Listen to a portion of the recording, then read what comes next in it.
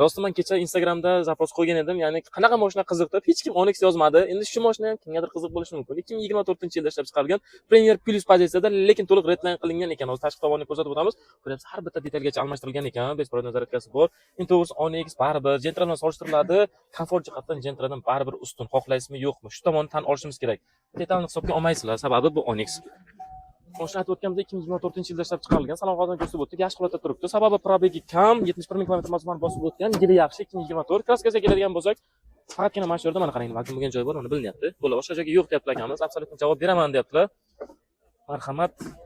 Shirali bitta motor holatini ko'rsatib o'ting. Bular 1-2 turbina bo'ladi, 3 ta porshinda bo'ladi. Ya'ni kichkina motor demanglar, sababi turbina 60 anchagina ko'p. Chaqqon mashina. Tashqi tomon ko'rsatib o'ting, redline qilingan to'liq hamma narsa. Даже diskasigacha shunaqa qo'yilgan ekan. Zavodskoy balonda turibdi.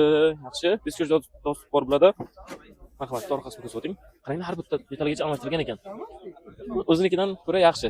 Sababi o'ziniki plasmas bo'ladi. Orqani ham qarang, to'liq black qilingan, har bitta yozuvgacha. Bagaj qismi qani yaxshi propan bor ekan. O'zi ekonomishda, sababi Porsche 3 ta bo'ladi, motor ekonomishni. Narxiga keladigan bo'lsak, aka, narxini qancha qo'yamiz? Qarang, buni shunaqa narx qo'yishimiz kerak. Sababi salonda ham mana rasochka bor-ku ularga, keling tomonga. Rasochka bor, odamlar 30%, 40% to'lab qo'yapti-da. Shu narx qo'ylar ekan, Porsche menga yo'qdi. Onyx o'ziga yarasha muxlislari bor. Qancha qo'yamiz aka toshkasini? Aka, toshkasi sizlarni agar подписчиklaring bo'lsa agar 13900 ga beraman. 13900 oxiri. Bo'ldi, savdolashamiz. Sababi mashina rostdan yaxshi holatda ekan. I plus xarajat qilingan ekan, to'liq redline qilingan. Har bitta detalgacha salondagi. Telefon raqami ayting birdan. 90lik kod. 90 072 2002. 2002. Telefon qilib baraka qilasizlar. Onyx yaxshi holatda.